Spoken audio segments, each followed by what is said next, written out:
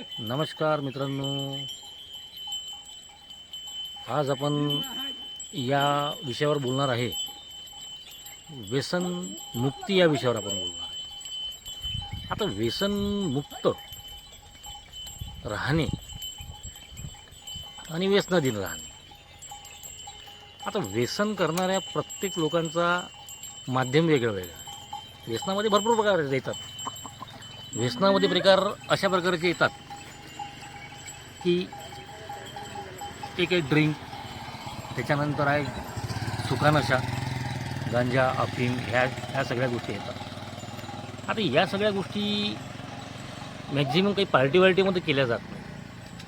हे व्यसनाचे जे अधीन झालेले लोक आहेत ते सुखानशा. आता आपण बोलू ड्रिंकच्या माध्यमातून, म्हणजे मद्यपानाच्या विषयावर जे बोलत आहे आपण, तो विषय असा आहे की सगळ्यात पहिले हे सांगणे आवश्यक आहे की 100% व्यक्ती व्यसन करतात, पण 86-85 लोक जे आहे ते व्यसन करू शकतात किंवा त्यांना मद्यपान हे ते घेऊ शकतात, ते पिऊ शकतात.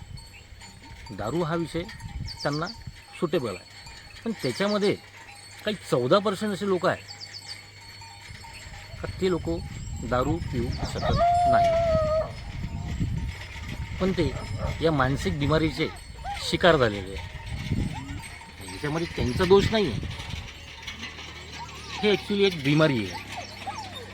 आता ही बिमारी कशा प्रकारची आहे हे सांगावं लागेल.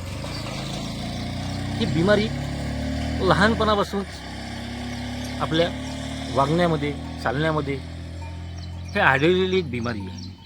याच्यावर मी सर्चिंग नाही केलेलं आहे. याच्यावर 1853 सालापासून हे एक माध्यम चालवलेलं आहे, एक संघटना आहे. ह्या संघटनेने याचा रिसर्च केलेला आहे. आता काही लोक 14% जे येतात ते दारू पिऊ शकत नाही. तर का पिऊ शकत नाही? कारण की त्यांनी जर समजा रात्रीच्या वेळेला ड्रिंक केली तर त्यांना सकाळी पुन्हा त्याची गरज असते. आज आपण या व्हिडिओमधून हेच सांगणार आहे की हा प्रकार कसा आहे आणि कशा प्रकारे हे प्रकरण वाढत चाललेलं आहे. सगळ्यात मोठ्यात हे दारू यांच्यासाठी एक काव्यबाज आहे.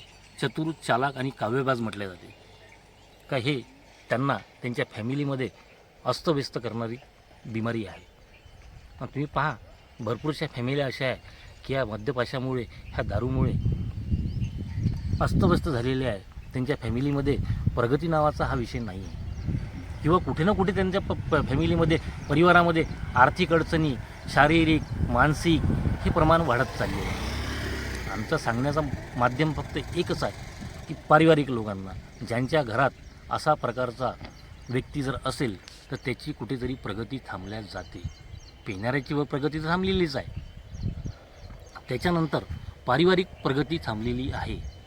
जिथे नवरा बायको असेल तिथे वादविवाद, फॅमिलीमध्ये वादविवाद, प्रॉब्लेम.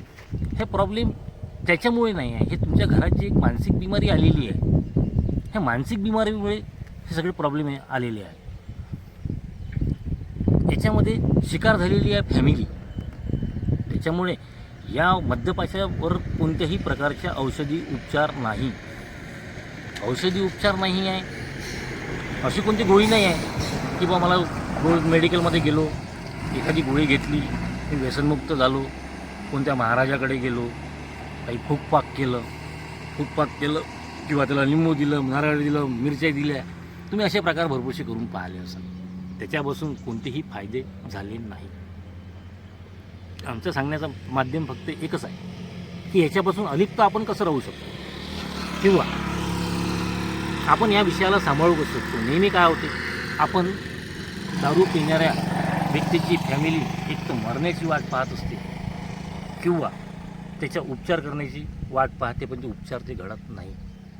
ही मानसिक बिमारी फक्त शाब्दिकपणेच त्याला दुरुस्त केल्या जात. व्यसनमुक्तीमध्ये तुम्हाला हा प्रकार थांबवता येईल. ही मनोशारीरिक बिमारी आहे, ह्याच्यावर चांगल्या प्रकारे ट्रीटमेंट केल्या जात असते आणि तिथून माणूस कुठे ना कुठे योग्य निर्णयावर, योग्य मार्गावर लागू शकते.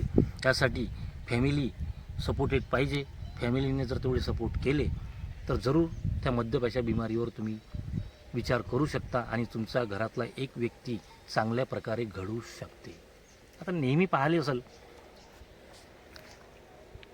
आमच्या याच्यात यांना बेवडा शब्द दिलेला आहे. बेवड्यांची नेहमीची एक सवय असते, सकाळी उठला तर तो चहा पिणार नाही.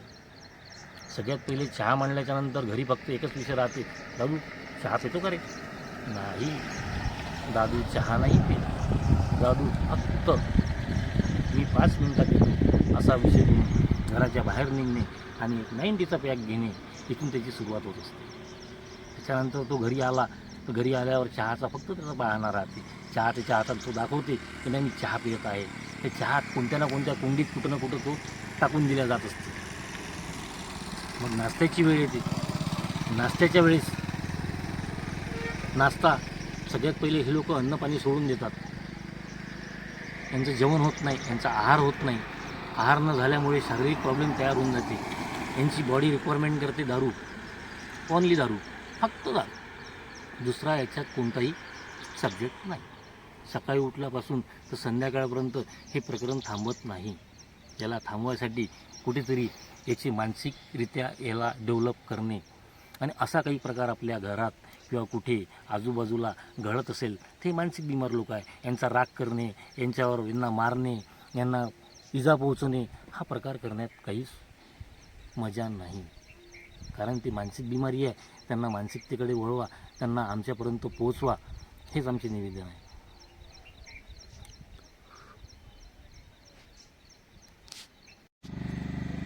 आणि मित्रांनो, आता तुम्हाला या व्यसनाची आणि बेवड्याची जी कहाणी आहे, ते कहाणी मी तुम्हाला प्रत्येक व्हिडिओमध्ये, आता नेक्स्ट व्हिडिओमध्ये माझं काही ना काही अजून याच्यापेक्षा चांगलं मी करू शकेल, याच्यापेक्षा मी चांगली माहिती तुम्हाला देऊ शकेल, याची मी पूर्ण तयारी करेल.